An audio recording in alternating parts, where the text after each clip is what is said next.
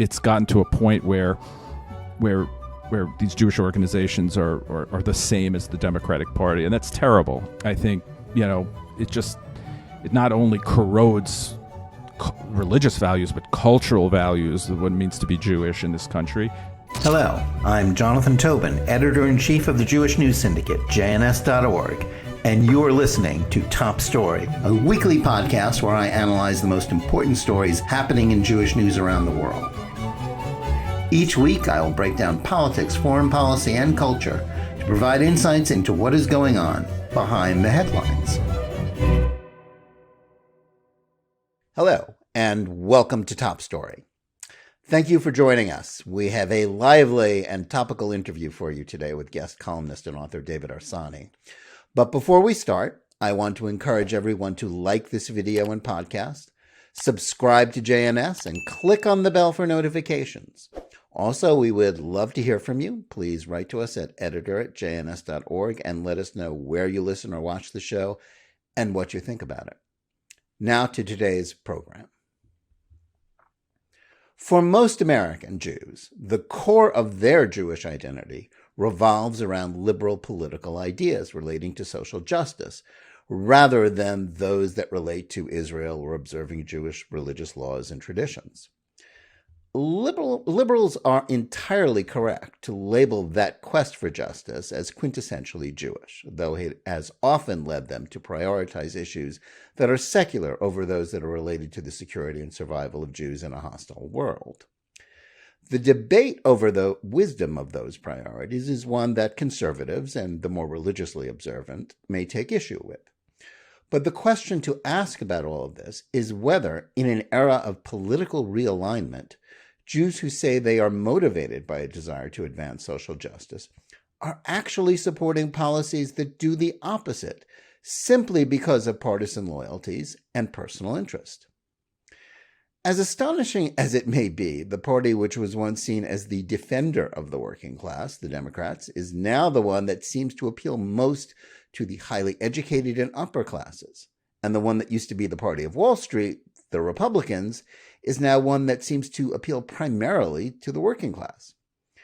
Given that American Jews are among the most highly educated in the country, as well as, on balance, more likely to be well off than poor, it is unsurprising that this means that while some groups on both sides of this political spectrum are figuratively crossing the aisle, the overwhelming majority of Jews remain firmly in the Democratic column.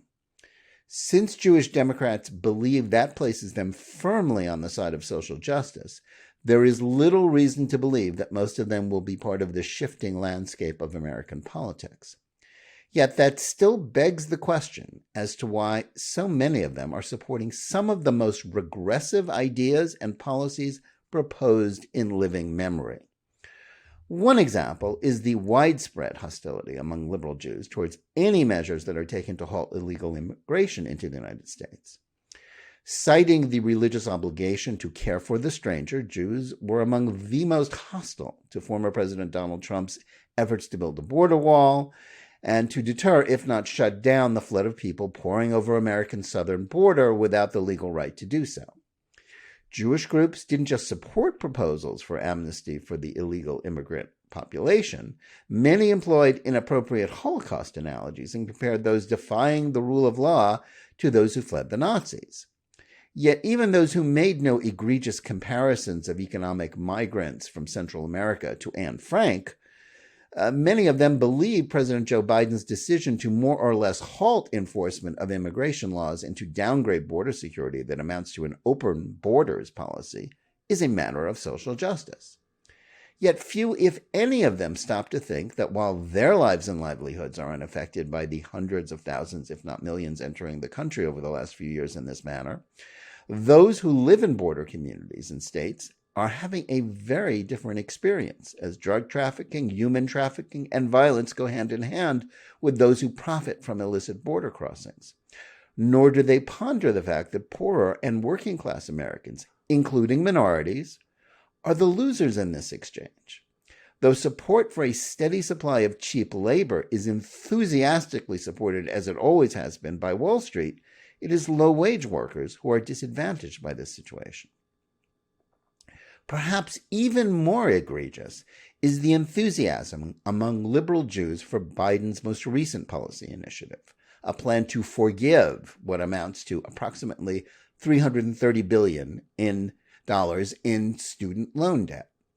This is being sold as a way to help struggling Americans deal with the exorbitant costs of higher education, as well as helping those on the lower end of the economic scale. Now, that claim is among the most disingenuous assertions in recent political history. While this will likely help a lot of Jewish families, it must also be understood as a massive wealth transfer from the working class and the uneducated to those who either now or in the future will be upper middle or upper class citizens. Fully 70% of those who will benefit the most from this policy will be those in the top 60% of Americans by income. Top earners now have a far greater share of student loan debt than those at the bottom. And in an act of perhaps unintentional irony, Harvard Law School professor Lawrence Tribe took to Twitter to thank Biden for a policy that will be, as he put it, good news for thousands of my former students. They should be grateful. But no one should confuse a policy that will benefit some of the most privileged and ultimately wealthy people and make them richer at the expense of the hard-earned taxpayer dollars paid to Washington by truck drivers, food servers, and manual laborers with justice. That this federal spending spree will also help fuel the record inflation the country is currently experiencing, which is also disproportionately impacting the poor and the working class, only adds to the injustice and manifest unfairness of this scheme. Of course, if we really wanted to do something about the cost of college, a genuine problem as tuitions have risen in recent decades far beyond the rate of inflation, we could force institutions of higher education to be accountable rather than pour more federal money into them, which only encourages them to continue to overcharge students for degrees. Seen in that light, it makes it very difficult to take a lot of the rhetoric about the imperative to pursue social justice from Jewish liberals. When it comes to student loans, they are merely pursuing their own self-interest. The same applies to some of their open border stance. Far from defending Jewish values about helping the less privileged, what they're doing is supporting ideas that make America less fair for those on the bottom and better for those on the top, including themselves. You can call that a lot of things, not least Robin Hood in reverse. But none of them have anything to do with justice. And now to our interview of the week. To speak more about these issues and other topics in the news, I'm very pleased to have with us one of my favorite political commentators and writers. David Harsanyi is a nationally syndicated columnist and a senior editor at The Federalist. He is the author of 5 books: The Nanny State, How Food Fascists, Teetotaling No-Do-Gooders, Priggish Moralists, and Other Boneheaded Bureaucrats Are Turning America into a Nation of Children, Obama's Four Horsemen, The Disasters Unleashed by Obama's Reelection, The People Have Spoken, and They Are Wrong, The Case Against Democracy, A Ride Through America's Enduring History with the Gun, and Eurotrash, Why America Must Reject the Failed Ideas of a Dying Continent. He's also the co-host with Molly Hemingway of the podcast You're Wrong on the Federalist Radio Hour. David Harsanyi, welcome to Top Story. Thanks for having me. Thrilled to be here. Well, I'm really happy you decided to come on. We have a lot to talk about. A lot of things in the news, obviously. I want to start by asking you about what many in the press are claiming is the chief or growing concern among Americans, and that's about threats to democracy. Well, this is almost always cited in the corporate liberal media as proof that people are worried that Trump and the Republicans are leading the country down the road to authoritarianism. The same concerns are being cited by many, if not most, conservatives these days. And speaking as someone, who is skeptical about too much democracy, as one of your book titles showed, who's right here? Where do you come down on this big threat to democracy debate? Well, I think most of the time when you hear someone say that democracy is being threatened, it's just a euphemism for whatever policies they want, right? So when the Supreme Court hands power back to voters in the Dobbs decision on abortion, that is, that is a threat to democracy. If you ask someone to show an ID before voting, that's a threat to democracy. It's just kind of become this lazy shorthand that means Republicans are these fascists. Most of the time, I'm not saying that there are no authoritarians on the right or that they never want to do anything that I think is statist, but for the most part, this is just Democrats scaremongering. And I'm actually writing about this now. I think that they've taken this shortcut because they want to circumvent the actual debates that are needed. It's a smear, of course, to say that someone's against democracy. They never define what democracy exactly is. Sometimes it's majoritarianism, which I am very skeptical of, and sometimes it's just whatever harebrained policy that they're supporting right now. So for the most part, I think it's kind of just a lame, transparent political euphemism that they like to use. Yeah, although if you read the New York Times or watch CNN, I mean, they take themselves very seriously about it. And I think a lot of people in the country are believing it. I mean, I speak to my liberal friends and they're genuinely scared about this.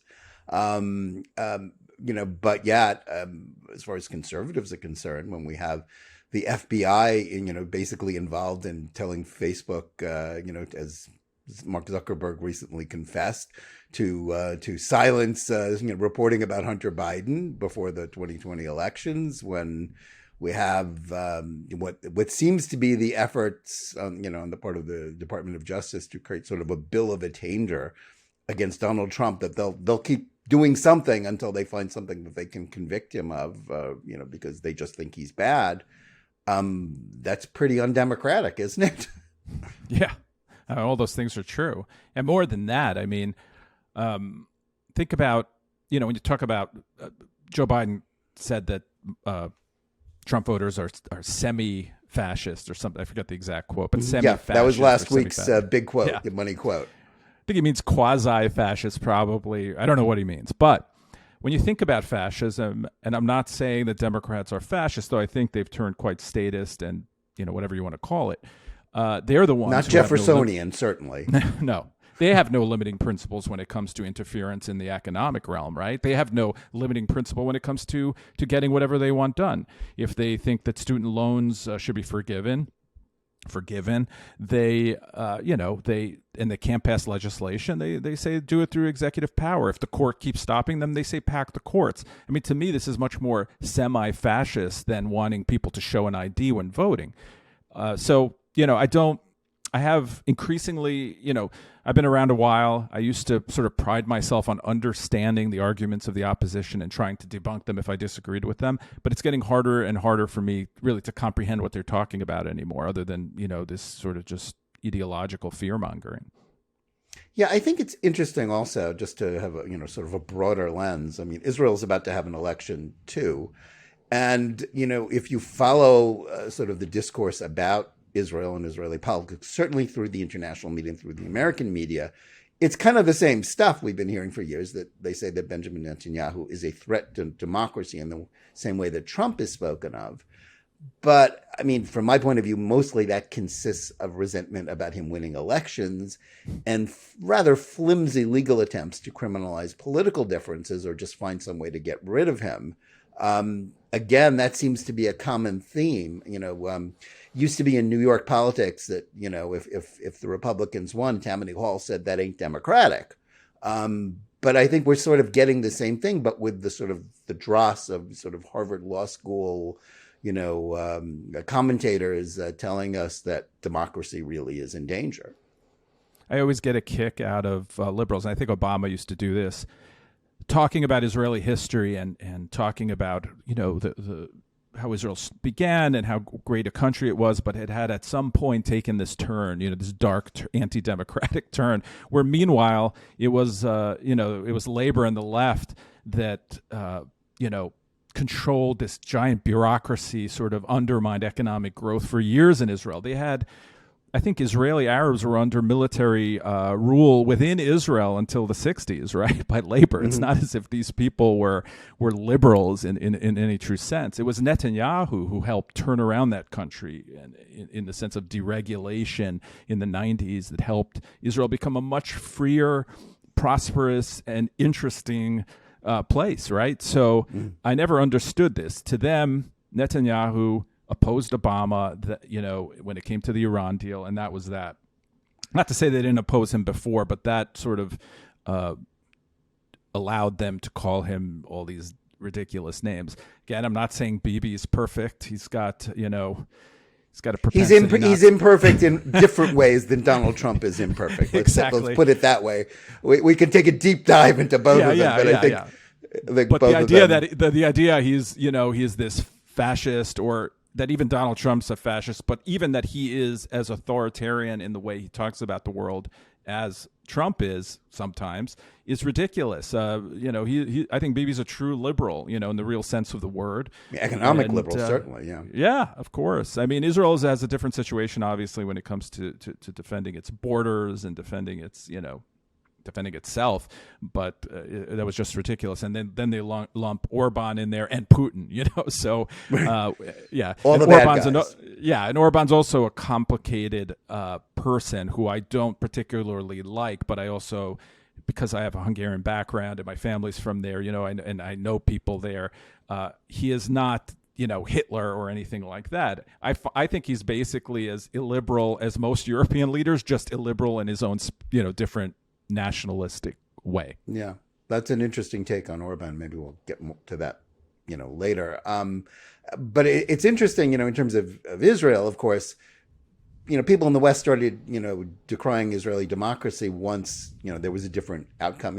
I think it dates to 1977 when Begin and the Likud won their first election after 29 years of Labor being in power, as you said, and having complete control over everything. And then that wasn't too democratic because And the other thing, and it's kind of a segue to something I want to talk about American politics.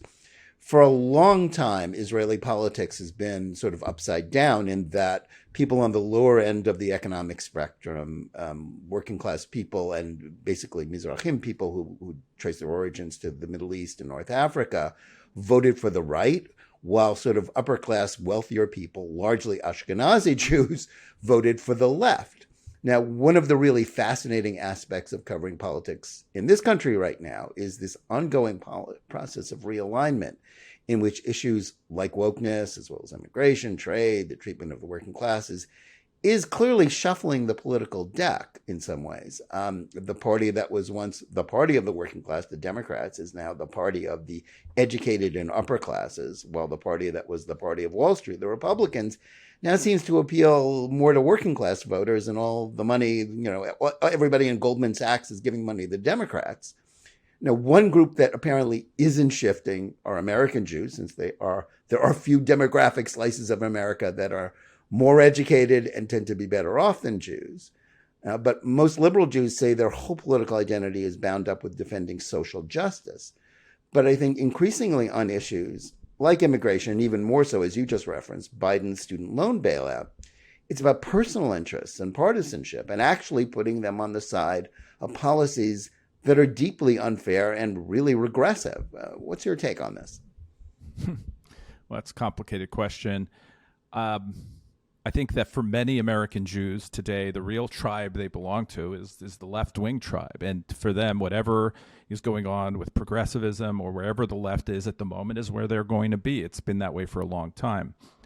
Not all Jews, but especially sort of the urban reform, or more, liberal Jewish denominations. I would say the less religious you are, the less orthodox you are, the more socialistic you are. Well, that's every survey, every exit poll shows that. Yeah, because socialism and progressivism is not compatible with the Torah, in my view, right? And again, I'm not going to pretend to be an expert on this stuff, but I know that, and I see that a lot of these Jewish groups use, they appropriate progressive ideas and then backfill it with justifications and religious rationalizations for what they do, which is absurd. Like that group in Florida who claims that abortion is some kind of mitzvah or something, right?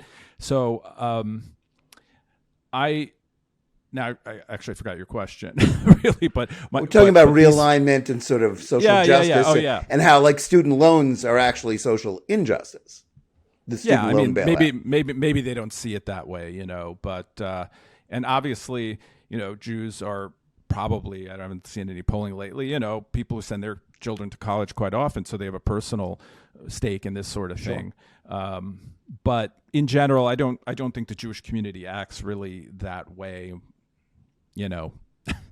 But I do believe that for many, they see socialism, social justice, progressivism as tethered to their actual religious belief more than even just a political ideology. And this is just my personal experience. I think that's terrible for the Jewish people here. I think, you know, it not only corrodes religious values, but cultural values, what it means to be Jewish in this country. I think it's been a growing problem since I've been a kid, but now it's gotten to a point where these Jewish organizations are the same as the Democratic Party, and that's terrible. I think a terrible evolution for them. Yeah, well, it's an old joke and somewhat unfair to say that sort of Reform and Conservative Judaism are the Democratic Party platform with holidays thrown in. But, there's a reason why it resonates, because that's most American Jews, and the majority who are politically liberal, who vote for Democrats, do seem to think that social justice is that, sort of the most recent, really in-depth survey of Jewish opinion and profiling, American Jews showed that the things that most Jews care about are ideas about social justice, with support for Israel, and little, far down the list and really at the bottom, sort of Jewish religious law. But it sort of gets us into interesting territory where you're right. I've written about this. That the ADL, the Anti-Defamation League, is basically just a Democratic Party organ these days, and not really defending Jewish interests. But that is to me right now, the student loan debate, which is sort of the issue of the week. Do you agree with those who just say it's just Robin Hood in reverse, or do you think it's more nuanced than that? I think there are two aspects to it that bother me. The one is that it is Robin Hood in reverse. It's just unjust and unfair policy, that it seems like vote buying to me. But the other side of it is, and people don't very much care about this usually, is the process arguments. It's unconstitutional. It is, not only does Joe Biden not have the right to make legislation and law, he has no right to take on debt for the government. These are unconstitutional things he's doing, and I think it'll be overthrown. I'm not sure who has standing actually, but to challenge it. But by that time, it won't matter. This is meant for the midterms, and that's why he's doing it. I don't know if it will be effective or not as a partisan issue, but I see it. So I have two problems with it on that and the other. And just to go back on one other thing you said about Jews and liberalism, is that what really bothers me lately about that de-evolution, is that a lot of Jews are now just anti-Zionist. And that was something you didn't see on the left when I was growing up. It was a very rare thing to see a Jew be an anti-Zionist. And to me, the Jewish homeland and defense of the Jews, not Netanyahu or Labor or Likud, but the idea of Zionism itself. And I think it's probably the anniversary of the Zionist 125th anniversary. It is this week, 125 years since Basel. Yeah, that to me is functionally anti-Semitic. Now, I'm not saying these people walk around hating Jews, but it is functionally anti-Semitic to say that the Jews should not have their own nation and that they should succumb to Hamas or to the PLO or whatever. So that part of it is really, really bothers me, and it tells me that these people care far more about social justice and leftist ideas than they do about being, about their heritage or anything like that. Mm-hmm. Well, I think that's well said. I want to get to that a little bit more, but before we do, sort of one more secular issue to talk about, and related to those concerns is the fact that one of the interesting parts of conservative discourse lately is sort of a shift away from pure support for market economics to advocacy for what some are calling common good conservatism. It's more interested in defending conservative values and as well as families than lowering taxes. The fact that the right is shifting in that direction, I think it is, certainly accounts for the fact that most of the money from Wall Street firms are putting into politics is going to the Democrats. Some people I talked to and even interviewed on the show dismiss this as just like, well, it's just warmed over socialism. They say, that it's just wrong anyway. What do you think of this sort of, common good conservative, national conservatism? Do you think there's anything to it, or is it, are you turned off by it or excited by it? Yeah, I'm tremendously turned off by it. It is a warmed over socialism. It's statism. Again, there's no limiting principles to what these people want to do sometimes. And now there's all kinds of different varieties and flavors when it comes to this, but quite often they just want to take over the institutions that are undermining the constitutions for themselves. I don't think that that's going to work. I think that they're fools if they think that if we had the right, if this kind of statism was just tried by the right people, it would work. But on the other hand, I am very sympathetic to most of their grievances.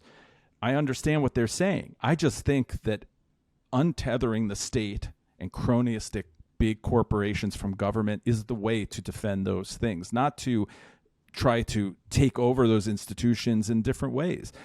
The market economy gives us, I'm a minarchist, basically, when you get to it. I just am a realist about it. But I think that, the more we defang these giant institutions, the FBI, the IRS, the better it is for families, and the better it is for churches, and the better it is for communities. I want local control. I don't think a big centralized behemoth trying to control that is going to work. It never really works. So I guess my point is that I just think I agree with many of their grievances, though sometimes I think they're exaggerated, but I just think they have the wrong prescriptions for how to solve those problems. Yeah, I mean, I'm fascinated, sort of 3 years later by this, this sort of Sohrab Ahmari, David French argument about, drag queen story hour, and sort of David French at the time said, well, let people do what they want. And Sohrab's argument was, well, the bad drives out the good. I think his argument seems a little more defensible now when sort of the Michigan Attorney General is saying, a drag queen in every school is the right way to go. But, sort of that's the question of, do we need is a neutral public square ultimately good, the defense of values, or is it just, a tool for the left to use? I think a neutral public square is good. I also think that debate was very confusing, and also that Sohrab has gone further down that path than he did when he was having that debate. I don't think it's okay for a public place like a library to bring in a drag queen to entertain kids. I think that's wrong. It's a public place, so I think a local community has a right to try to stop that using the power the Democrats use. It's like the book banning thing. Every Democrat, the supposed alleged book banning that Republicans are doing now in libraries and schools, it's actually just Republicans taking the power the Democrats have used to put the books they want into schools. It's not book banning. It's just simply using power that exists. I have no problem with that. If you're not going to have school choice, for instance, I have no problem with Republicans taking over those school boards and eliminating identitarian, racist curriculums or whatever, or COVID lockdowns or whatever they want to do. I think that's the right way to go about it. But then this argument starts to go into places, on the populist national, whatever they call themselves, right, where it's just statism and they want to force other people to live like they want to live. Now, I'm not saying that the way they want to live is immoral or worse than how other people live. I just don't think that once you go down that road where you're compelling people to say or live or do things, it just always ends in a bad place. I would love for them to give me an example of where this kind of system worked out. I just don't see it. So Yeah, I think I'm to play devil's advocate, they see it as sort of trace the philosophy of Edmund Burke, and sort of national traditions. But I agree with you. Anything that in the end diminishes liberty, I don't think that's the hill for conservatives or any American to die on. I think this country is about liberty if it's about anything at all, and if it's not, where is the constituency for this theocratic state that some of them would like to see? I just don't even understand how they see this thing manifesting, right? So I find it sort of a distraction, but I think it's problematic. I was at CPAC a few years ago before COVID, I remember, and there was this panel talking about this issue basically, and one of the people from First Things magazine said, in the end, I just think we have too many freedoms, and the whole place started clapping. So to me, that is a big. Now maybe it was a self-selected crowd that would clap at something like that, but that is a big change in philosophy, and I don't think it's going to head in the right place. And if that's where the conservative movement is going, I'll be an outsider because it's not something I can embrace. Yeah, a conservative movement that is not going. What is it conserving? If it's not conserving liberty, it becomes a very different thing. Well, they mock they mock that idea that it's about liberty. They say it's about virtues and all these things, which it is as well. Mm-hmm. So they'll mock Milton Friedman and say it's just antiquated Reaganism and etc. But yet they're going back to something before that. They have far more antiquated ideas. They're going back to a Republican Party that was in the minority for 50, 60 years at a time in Congress. So I'm not sure why they see a road to victory there. Sorry to interrupt you there. No. I think that you can interrupt away. That's what this is for. But it's an interesting debate because, as you say, a lot of the grievances that are driving it, and certainly in terms of sort of the collapse of the culture, has caused a lot of people to worry. Well, we have to do something, and we're sort of losing. Sort of they feel that the neutral public square isn't defending them, it's not defending their values, it's not defending the country, and I think there's something to be said for that. But as you say, the alternatives are they don't work, and they don't. I don't think they really are in line with the character of this country as it's always been. And if we're going to preserve this country, and that should be the goal of conservatives or any sort of decent political discourse, I don't see that as a never mind whether it's a path to victory. I don't think it's a good thing. Yeah, I mean, and they'll you framed it in their language there about how there are more important things than tax cuts, and of course I agree with that there are more important things than tax cuts. And it's unfair though to talk about the movement conservatives of the Reagan era of the 70s that came together as being just about tax cuts. It was about a lot of things. It was when social conservatives and free market conservatives fused together and formed this movement along with some others. So it was about a lot of different forces coming together. And I don't think that you have those forces right now unless you accept free market folks into your movement as well. That's just how that's how I see it. Yeah, no, there's no conservative majority, or there's no conservative path forward without sort of defending liberty as well as defending virtue, as certainly most Americans see it. Shifting back a little bit to the Jewish issues, one of the perennial debates within American Jewry is about the connection between support for Israel and American political alignment. That became increasingly clear, I think, as within the last half century, the two political parties basically flipped identities on the issue of Israel. And the GOP became the lockstep pro-Israel party, and the Democrats became the one that are divided about it. As someone who is really immersed in the sort of the conservative world of conservative politics, do you think this is going to stay this way, or do you think that at some point there's some fear that media bias and the insidious influence of ideas like critical race theory and intersectionalism, which sort of demonize Israel and demonize Jews as well, are going to undermine support for Israel sort of in a broader context? Or do you think that's the line where it will stop? No, I think it will continue. I don't. the left has no use for Israel really anymore, other than, I know this sounds so cynical, but other than that, there are still Democrats, more moderate Democrats, more, older Democrats who are pro-Israel and give a lot of money to the Democratic Party. But once the progressives take over, there's not going to be any need for that. I just don't believe they'll be pro-Israel in the long run.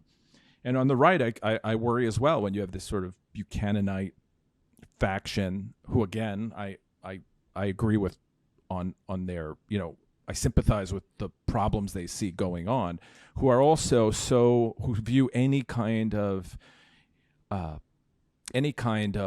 policy that helps someone abroad as as just some kind of neocon thing that's going to drag us into war. So in Israel, and it will have to at some point, get into a military confrontation with Iran because of its nuclear program, they're not going to want they're going to be worried that the United States is going to be dragged into it, and that's a fair concern. That's why we should be stopping them ahead of time. But so I'm concerned about that somewhat as well. And I don't think which is going to be a problem for Israel, though I think it can survive not having as strong an ally as we've used to be. But still, it would be a problem for them, and I think it's a problem for the Jewish people in general. Yeah, we've alluded to this before, but I want to get a little deeper into it. And sort of the state of the debate about anti-Semitism. Democrats, just to take one sort of false line, have increasingly taken on the idea that to criticize their leading political donor, George Soros, another person with his roots in Hungary, who is a billionaire hedge fund guy and who's like the largest political donor in the world, that to say he's bad is anti-Semitism. I think that's obviously wrong, not least because he's so anti-Israel also. But I think the fact that, even CNN in a recent special report program with Dana Bash at least acknowledged that, anti-Semitism on the left exists, although it didn't actually place it in the right perspective or point out that left-wing anti-Semitism is far more powerful than, sort of the isolated nuts on the right. But where do you see this debate going about anti-Semitism? Because it's one that is actually dividing Jews, and as you noted before, a growing portion of the Jewish left is re-embracing anti-Zionism. I say re-embracing because prior to 1948, a lot of people on the left were anti-Zionist, and even some on the right. Why are we having this sort of circular debate about Soros, do you think? That is also just completely cynical, as you point out. The idea that a guy who is anti-Israel, completely secular, doesn't care about the Jewish people in any way, other than setting up some kind of like pro-Israel front groups in the United States to undermine AIPAC like or whatever. Street, yeah, exactly. He is not pro-Jewish. He does not identify, in Jewish cause. He's never done that. I mean, it's not like he's being dishonest. He does not care, right? To pretend that pointing out that he is the largest donor, which is literally a fact, is not anti-Semitic of Democratic causes, is not anti-Semitic in any way. I'm not saying there isn't some nut somewhere who thinks he's part of the Rothschild empire and is is secretly controlling the world or something like that. But the mainstream Republican criticism of George Soros is completely normal, credible. Marco Rubio is not an anti-Semite for bringing up George Soros prosecutors. They exist. He gives them money. He helps get them elected. He brags about it in the Wall Street Journal. Correct. Yeah, exactly. So it's just a cynical thing that the left does, where if you mention George Soros, they pretend it's anti-Semitism. It is especially cynical because they do not mention that they have a whole contingent of anti-Semites in Congress who appear on the cover of Rolling Stone with Nancy Pelosi.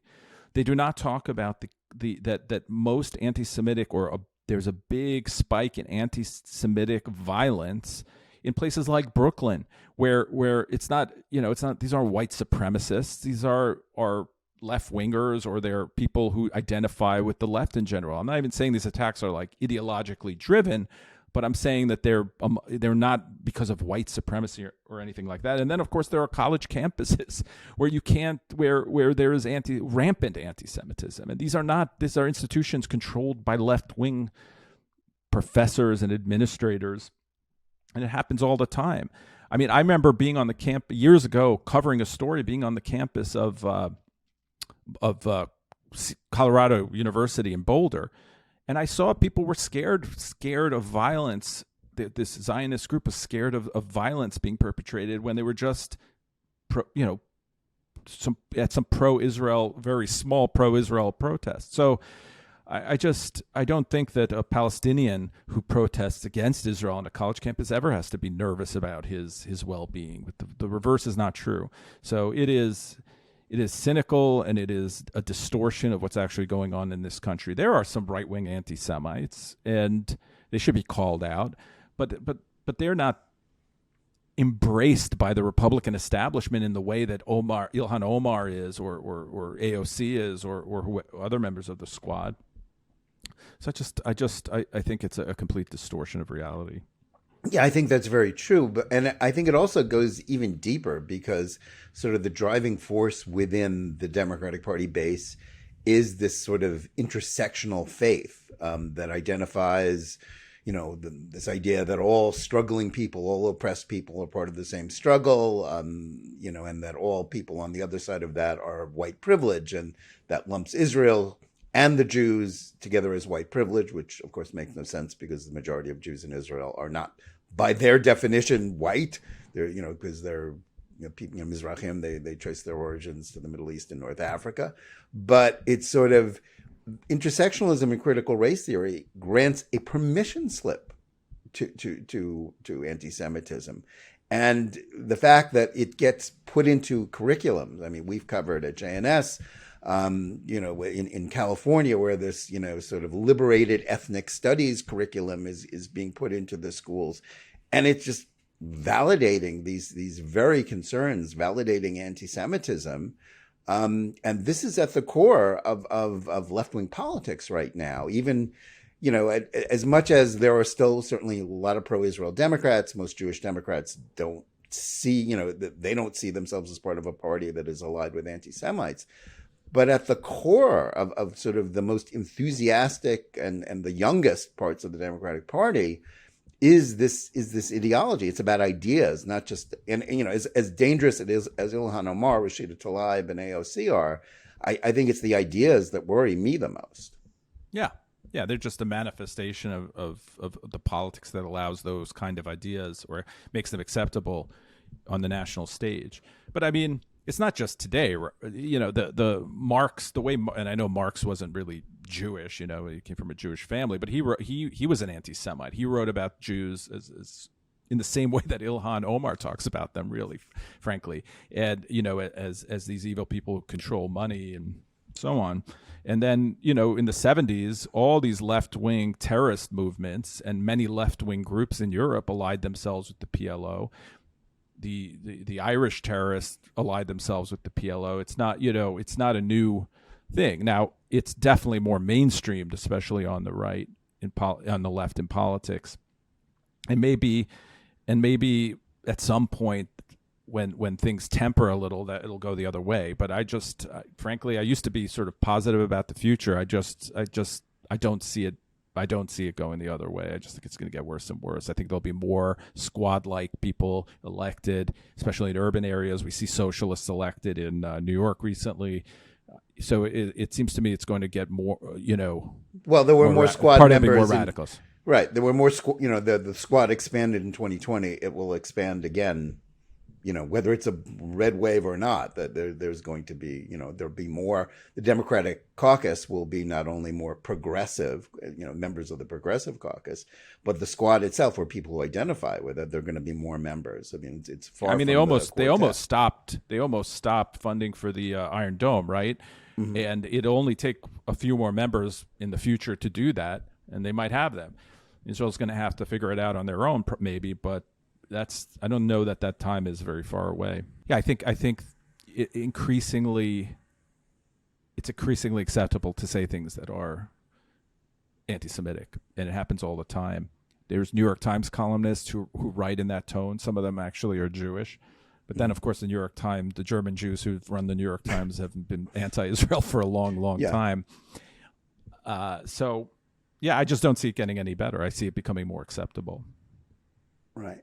We alluded to Iran a few minutes ago, and obviously we're on the cusp of a new, weaker, more dangerous Iran deal being signed by the Biden administration, unless the Iranians just want to drag this out forever, because they just obviously take such pleasure in trolling Joe Biden and the Democrats and sort of wringing more concessions out of them as they get closer to a nuclear weapon anyway. And this new deal, like the old one, will not only not prevent an Iranian weapon, it will actually guarantee it, at the end of the decade when it expires. But sort of my question for you as a political observer, as bad as this clearly seems to be, and if you poll on it, very few people are for it outside of the hard left. But is anybody going to actually do anything to try to stop Biden? And by anybody, I mean like Mitch McConnell and the Republican leadership. Will they roll over as basically they did in 2015 for Obama when they were rolled? Bob Corker gets, the then chairman of the Foreign Relations Committee, gets most of the blame for, being really stupid. And going along with it. But do you see, do you see any actually chance that somebody will actually try to do something about it and therefore avert, the danger that Israel will have to try to act on its own and then create a real confrontation with this administration, which will then be pretending that they have solved a problem which hasn't been solved? I don't know the answer to that. I don't think so. I think that the Biden administration would then just move, if they were stopped in some way, would move executively, in many of the ways the Obama administration did. The good thing is that when they do that sort of thing, the next Republican president can overturn it. I think, the trajectory of Iran's, getting a nuclear weapon is the same no matter maybe what happens. This, though, these kind of deals give them cover. People don't realize this means when you have a deal in place with the United States, it's not like Israel can just fly, aircrafts and attack Iran. There's a lot of different factors involved, and the United States basically is giving Iran protection from attack in a way. But the deal and the relationship that the Sunni Gulf states and other Sunni states have with Israel might change the dynamic somewhat, because they have other people willing, and they've probably been working together for a long time, but more openly willing to try to stop this sort of thing. So that's one of my hopes. I don't understand this obsession that Obama had and now Biden has with helping Iran, where I think they want to make Iran a sort of counter. I thought Obama, was completely anti-Israel, not in the normal leftist way, but in a very visceral, real way, wanted Iran to be a counter force to Israel in the region, and they thought that would help promote peace. Everything they thought about the Middle East was proven wrong during the Trump administration, but yet they're right back to their old ways.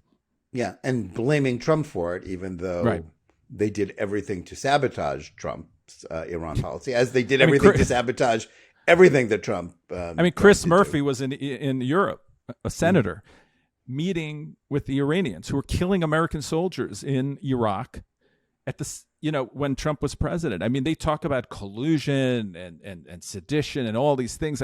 That I don't want to prosecute. I don't want the guy prosecuted, but that to me is worse than anything anyone in the Trump administration had done vis-a-vis Russia. Yeah, John Kerry, I think also. John Kerry did the same. They literally went there to undermine. One of them is an elected official, literally going to Europe to undermine the foreign policy of the United States by the elected leader of the United States. It's, there's no norm that they're not willing to break when it comes to these sorts of things.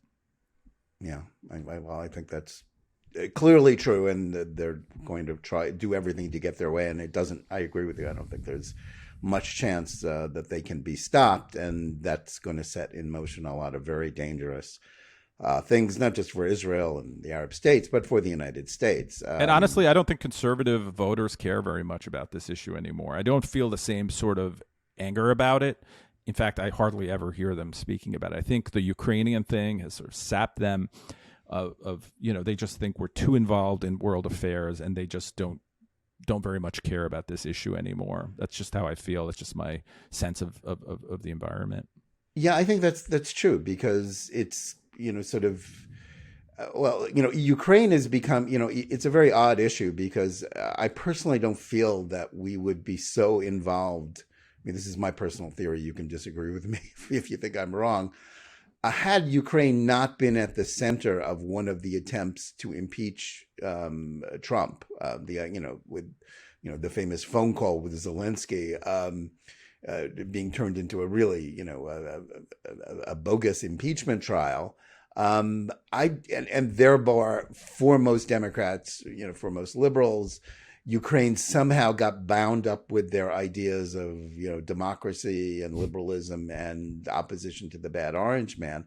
I don't know that we would be, giving them $50 billion and basically being on the hook for, paying for a $10 billion a month war to, secure, not that Russia isn't the bad guy in that war. It clearly is. And not that we shouldn't dislike Putin and Russia and distrust their motives, but the idea that America, sort of right now, as we listen to a lot of people, and even people, Republicans on Capitol Hill, sort of the focus of American foreign policy, the imperative of American foreign policy, is the territorial integrity of Ukraine. And I think when you frame it like that, I think I'm not surprised that most people, certainly most Republicans who don't, make the association between Ukraine and, sort of stopping Trump, see this as like, I don't want to hear about any of it. I don't want to pay for any of it.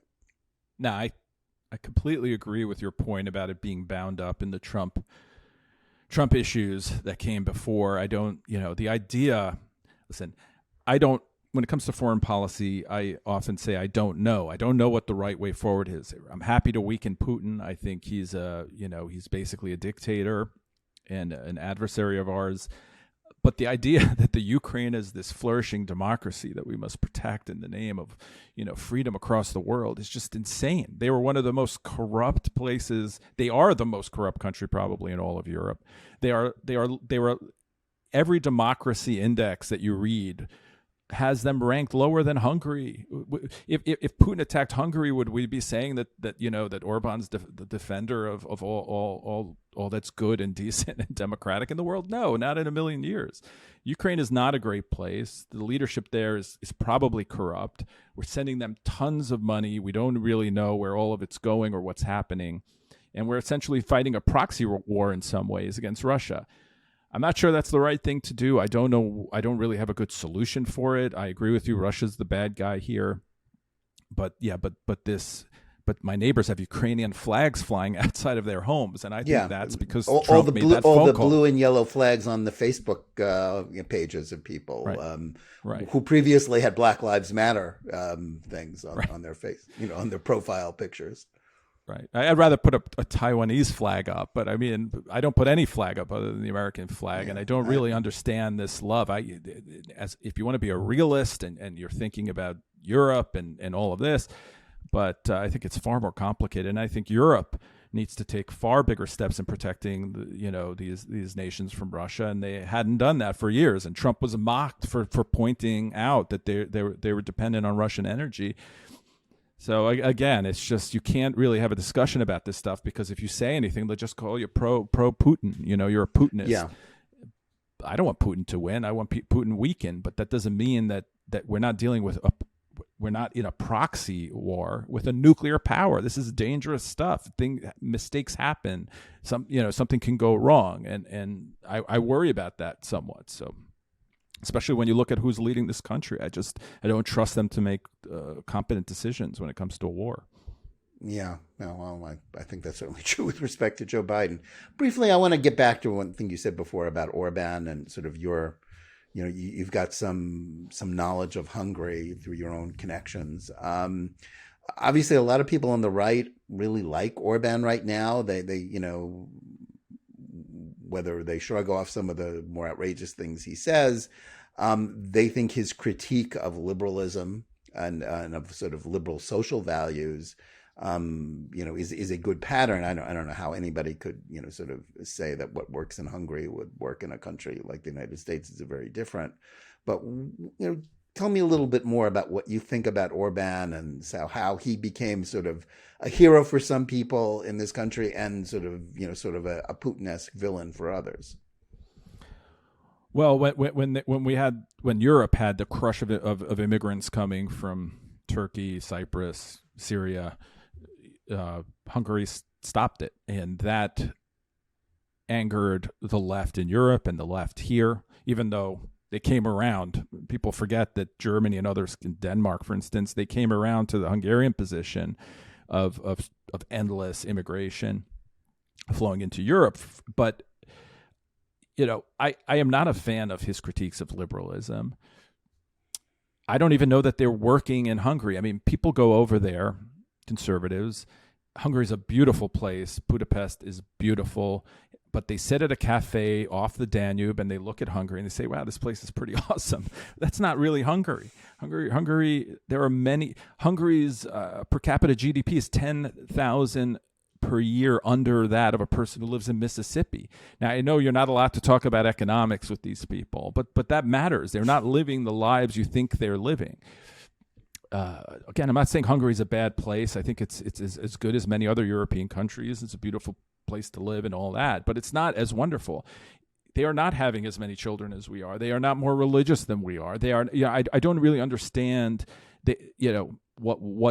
how they think it's such a success. But again, on the other hand, people here talk about Orban like he's Hitler. He's elected official. Yeah, he uses the media in a way he probably shouldn't. Then again, look at the media in this country. It's not like, they're not, completely biased towards one party either. And then you have, but he's no more authoritarian than the leaders of Germany. People in Germany are arrested for posts on Twitter. They can be arrested. There are laws against free speech all over the place in Europe. I wrote a whole book called Eurotrash about this. These people are no more liberal. They're just illiberal in different ways that the left here accepts. I don't want to be like Orban here, but I certainly don't want to be like France or Germany or even England or Britain, where the left here looks at those places and all they, or like Denmark or Sweden, and all they see is, are these policies that they love, which would inhibit our economy, would inhibit our freedoms in so many ways. No, I think that's right. And obviously, I think your critique of Orban's Hungary is entirely on point, but also, the demonization of it is equally dumb, not least because, sort of the Jewish community there is safe, which is a lot more than you can say about the Jewish communities in Western Europe. Yeah, I mean, the idea that Orban's some anti-Semite is just entirely untrue. There is an anti-Semitic party in Hungary, and it has actually allied with the Socialist Party. With the left, right? Opposing Orban. Exactly. So, people forget to mention that when they go through this. Again, it's a complicated issue, and it's a complicated place. But these nations that have essentially one ethnicity, which is not how we are. Americans are not about, our blood. There's no ethno-nationalism here, or if there is, it's stupid. Whereas there, it matters. Being Hungarian matters. It's not just, you can't just be Hungarian because you show up, where you can be an American when you show up. So it's complicated and different, and I think that both the left and right misuse that situation and try to transpose it onto our domestic policy, which I just think is a waste of time. Yeah, I agree. One last question before we close. David, you're an author, you're a writer, you're very prolific. Tell me what you're reading right now. What do you think we should be reading? If you can give us a recommendation of something to sort of get a handle on what's going on in this country at a very crazy time. Well, actually, I will make a recommendation, and it's a book. It's kind of hard to get, but it is amazing, and I can't even pronounce the guy's name, but I have it right here. Okay. It's called Leftism Revisited. It came out in 1990. He was a writer, Eric von Kuhnelt-Ladin. He was a writer for the National Review in the 50s, 60s, and so on. This is the best political book on political philosophy I have ever read. I mean, it's completely accessible. It's called Leftism Revisited. I paid $250 for this copy, but I have been recommending it to everyone I know. I just think that it is. I'm reading it. I'm just constantly amazed at how he pretends all the things that are happening. So it's just a fantastic book. I'm reading that. Can I recommend a movie I just watched yesterday? Sure. That I think everyone should watch? Sure. I know in your podcast you always close by talking about pop culture. I don't know that people really care about what TV shows I'm watching, but we can talk about it too. No, this is a movie that is more than that. It's called Breaker Morant, and it came out in 1980. Wow, I remember. And it that. is and it is streaming right now on Amazon for free. I would recommend it. It's one of the most. It sits with whenever I watch it. Sits with me for weeks. It's just one of the most amazing movies. It's about the difference between following orders and the morality of following orders and the violence of war and the way it changes men. It's just, I think, one of the great. It's one of my favorite movies of all time, and I watched it the other day, and it's still sitting with me. So I would recommend that.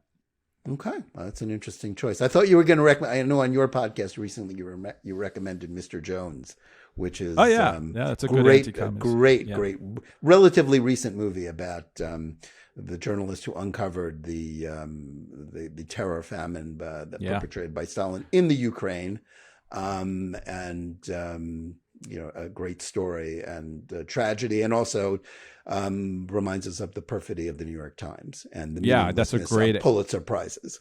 Yeah, that's a great anti-communist movie, and also another one would be The Lives of Others is a German movie that is fantastic. Okay. Yeah, so maybe one day I'll assemble an anti-communist movie list, but those are definitely two. Mr. Jones is great. I just saw it for the first time. I think it came out in 2017 or something like that. It's also streaming, I believe, on Amazon. Yeah. Well, okay. Well, these are interesting recommendations. Thank you. It was great to have you with us. I hope you'll come back. This was a lot of fun. We also want to thank our audience, whether you're listening to us on Spotify or any of the other podcast platforms, or watching us on Facebook or live on Twitter, or on the JNS YouTube channel, or on JBS TV. Please like and or subscribe to Top Story. Give us good reviews. Click on it for notifications. Please write to us at editor@jns.org. Tell us where you listen or watch the show and what you think about it. And remember, keep reading and thinking for yourself, and we'll see you again next week.